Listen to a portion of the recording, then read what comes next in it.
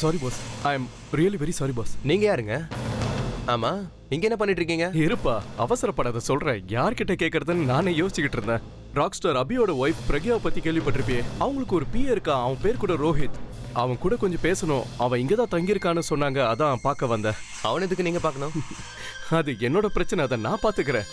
நான் கேட்ட கேள்விக்கு மட்டும் பதில் சொல்லு. அவனை தெரியும்ல? நல்லா தெரியுமே. சரி, போய் அவனை கூட்டிட்டு வா. நீங்க எங்க இருங்க, நான் போய் கூட்டிட்டு வரேன். பிரகாஷ், சஞ்சய், ராஜேஷ். எதுக்குப்பா இவங்களெல்லாம் கூட்டிட்டு வர? ரோஹித் கிட்ட தான் நான் பேசணும். நீ பாட்டுக்கு வந்து ரோஹித் எங்கன்னு கேட்டா நான் போய் உடனே கூட்டிட்டு வந்துருவேனா? அதுக்காக தானே இப்ப நீ என்கிட்ட பணம்லாம் வாங்கின. பணமா? நீ எப்ப கொடுத்த? என்ன குடிச்சிட்டு வந்து வளர்றியா? யார பார்த்து என்னடா சொன்ன உன்ன? சாரு பாக்குறதுக்கு ரொம்ப டீசெண்டா இருக்கீங்க. கோட்டு சூட்லாம் வர போட்டிருக்கீங்க. உங்க மூஞ்ச கிழிச்சு ரத்தம் வர வச்சு அசிங்கப்படுத்தணுமா? என்னப்பா இந்த சின்ன விஷயத்துக்கு போய் நீ இவ்வளவு சீரியஸா ரியாக்ட் பண்ற? நான் ரொம்ப தூரத்துல இருந்து வரேன்ப்பா. ரோஹித் என்னோட ஃப்ரெண்டு தான். அவனை பார்த்துட்டு போலான்னு உன்னை கேட்டேன். கடைசி தடவையா சொல்றேன், ஒழுங்கா கிளம்புறியா? டென்ஷன் ஆகாதீங்க.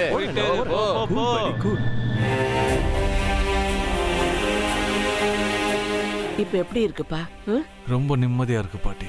உங்க மடியில படுத்த என் பாரம் குறைஞ்ச மாதிரி இருக்கு. உன் மனசுல இருக்கிற கஷ்டத்தை எல்லாம் என்கிட்ட சொல்லிட்டேன்னா உன்னோட எல்லா பிரச்சனைக்கும் நிரந்தர தீர்வு கிடைச்சிரும். எந்த பிரயோஜனமும் இல்ல பாட்டி. எனக்கு இருக்கிற ப்ராப்ளம்ஸ்க்கு யாருக்கிட்டையும் சொல்யூஷன் இருக்காது. ஏன் இருக்காது? ஏன்னா அந்த ப்ராப்ளமே லேடி ஹிட்லர் தான். ஏன்னா அவன் என் லைஃப்ல வந்ததுல இருந்து என் லைஃபே தலைகீழா மாறிடுச்சு. என்னோட ப்ராப்பர்ட்டிஸ் எல்லாத்தையும் எடுத்துக்கிட்டா, என்னோட பேங்க் பேலன்ஸ் பணத்தையும் எடுத்துக்கிட்டா. பதிலுக்கு என்ன கொடுத்தா? வெறும் ப்ராப்ளம்ஸ் தானே. அவ எதை தான் விட்டு வச்சிருக்கா?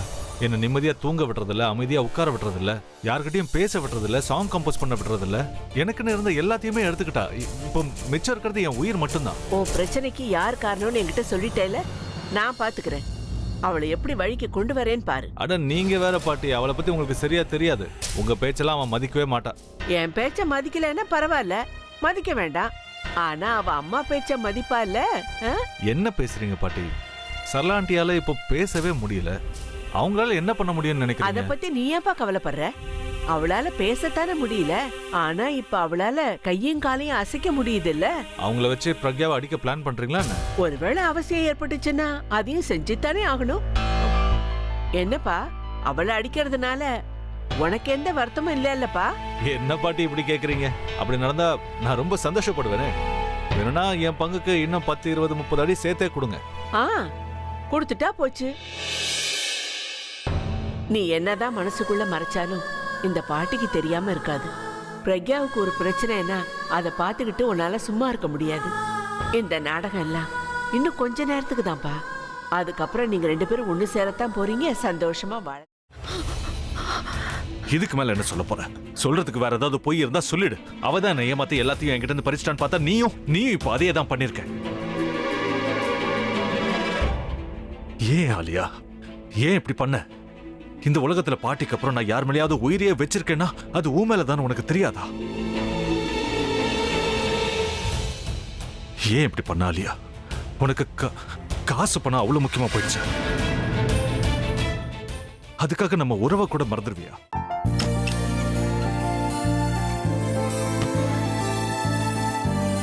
சக்தி சக்தி, ஒரு நிமிஷம்.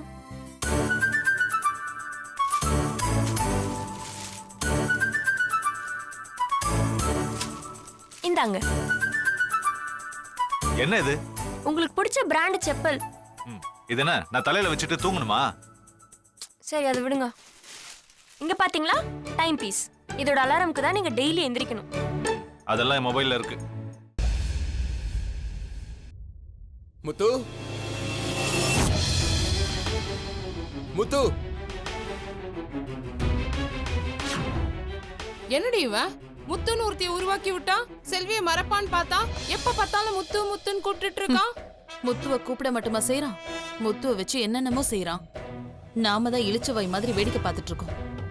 என்ன முறைச்சு என்ன பிரயோஜனமாயா? உனக்கு வேற குரல் போயிடுச்சு. அடுத்து அவ செல்வியை கூப்பிட்டானா என்ன பண்ண போற? உன்னுடைய விருப்பப்படியே நீ ராமநாத வீட்டு மருமகளா வாழ போற. கண்டிப்பா என்னுடைய ஸ்தானத்திலிருந்து அவன் உன்னை நல்லா பார்த்துக்குவான் அம்மா. டேய், அவரை பத்தி தான் உனக்கு தெரியும்ல. அவர் எந்த முடிவு எடுத்தாலும் அதான் ஃபைனல். நம்ம அப்பா வேணுமா வேணாமாங்கிறத நீயே முடிவு பண்ணிக்கோ. வாடா.